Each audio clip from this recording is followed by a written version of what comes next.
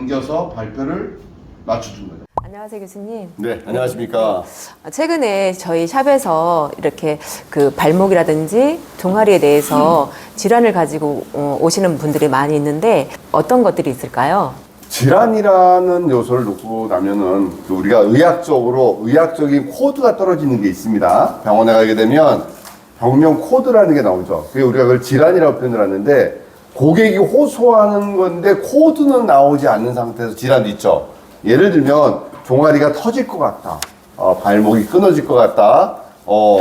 욱신욱신거린다. 이런 것에 어떤 병명적 코드를 넣을 수는 없지만 우리가 알고 있는 증상을 발목과 종아리를 설명할 때는 먼저 전제 조건이 있습니다. 여기는 증상으로 보는 것도 있지만 순환의 메카로 보는 게 더 중요하죠. 심장을 위에서 피를 보내주는 중요한 펌프로 보고 종아리와 발목의 움직임은 또 아킬레스건과 전체 혈액순환을 역으로 올려주는 포인트이기 때문에 순환의 메커를 또 보는 게 중요합니다. 그래서 첫 번째 증상이 발목이 삐었다라고 하는 염자 개념이죠. 자, 다시 보게 되면 손가락이 자기의 가동 범위에서 움직이는 요 범위를 벗어났다. 다시 얘기하면 뼈와 뼈를 연결하는 그 인대의 손상을 우리는 일반적으로 염좌라고 합니다. 발목에서 제일 많이 일어나는 부분은 염좌라는 단어가 있고요. 두 번째는 뼈하고 근육하고 연결하는 것을 힘줄 또는 텐던 또는 건이라고 부릅니다. 그래서 거기에서 오는 힘줄에서 오는 질환일 수도 있죠.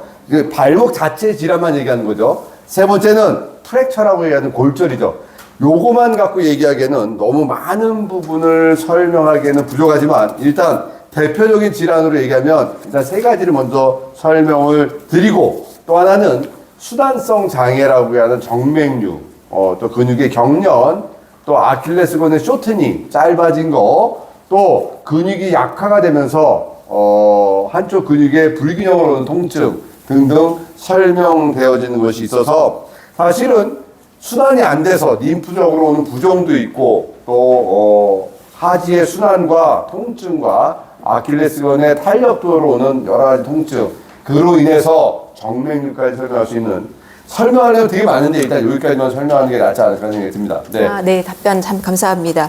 그런데 그 족저근막염과 아킬레스건염이 주변에 참 많이 있는데 거기에 대해서 궁금한 점이 참 많을 거라고 생각이 듭니다. 그 질환이 생기는 원인에 대해서 알 수 있을까요? 우리가 알고 있는 족저근막염이라고 하는 질환 자체를 설명할 때는요. 일단은 당뇨병, 첫 번째, 두 번째 맞지 않는 신발, 구두, 세 번째는 과도한 체중, 네 번째는 과격한 운동. 이게 주로 알고 있는 족저근막염의 원인입니다.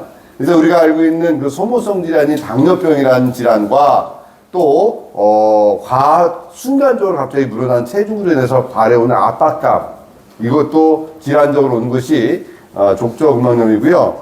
또 이거 말고 아킬레스 건염이라고 하는 것은요. 이 아킬레스건은 우리가 알고 있는 성분 자체가 엘라스틱 요소하고 플라스틱 요소를 가지고 있죠. 엘라스틱은 스펀지처럼 제자리에 돌아오는 힘이고 그 다음에 플라스틱은 일정한 상태가 변형되는 상태인데 엘라스틱 요소와 플라스틱 요소가 합해져서 아킬레스건의 그 탄력도는 약 20%라고 표현을 하는데 이게 과하게 짧아지는 상태에서 힘이 과해졌을 때 오는 질환성 질환 다시 얘기하면 칼카니우스라는 종골과 아킬레스 건과의 만남에서 오는 통증적 질환 또 과도하게 움직임으로 인해서 약간 찢어지거나 아니면 부어서 오르는 질환 그래서 아킬레스 건염이라는 질환과 족저근막염은 완전히 개념적으로 틀립니다. 그래서 아킬레스건은 혈액순환과 움직임에 주로 영향을 주는 거고 족저근막염은 체중 지지와 발바닥에 받는 하중의 영향을 많이 받는데 거기에 양상적으로 구분하면 그냥 하지 질환 두 개의 질환은 하지 질환으로 놓고 설명할 수 있지만 좀 분리가 되지 않을까라는 생각이 듭니다. 네. 네, 교수님. 그렇다면 그 족저근막염과 아킬레스건의 통증 부위 그리고 양상에 대해서 알 수 있을까요? 설명드렸듯이요.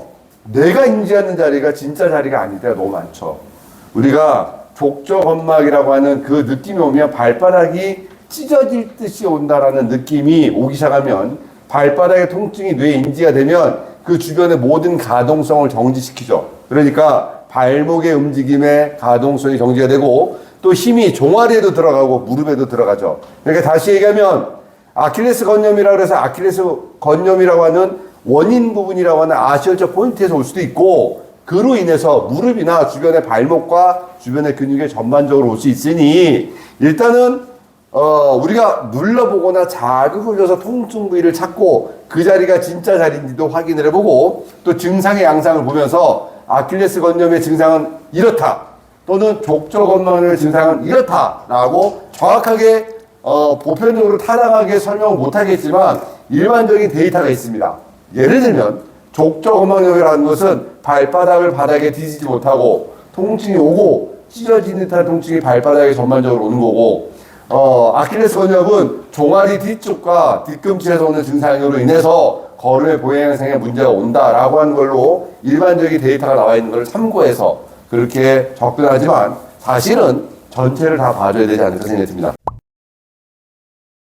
발목 주변에 포인트를 보겠습니다. 우리가 발 안쪽과 바깥쪽으로 모르겠지만 쑥 누르면 들어가는 자리들 있죠? 이런 자리들을 손으로 자극을 줍니다. 쭉.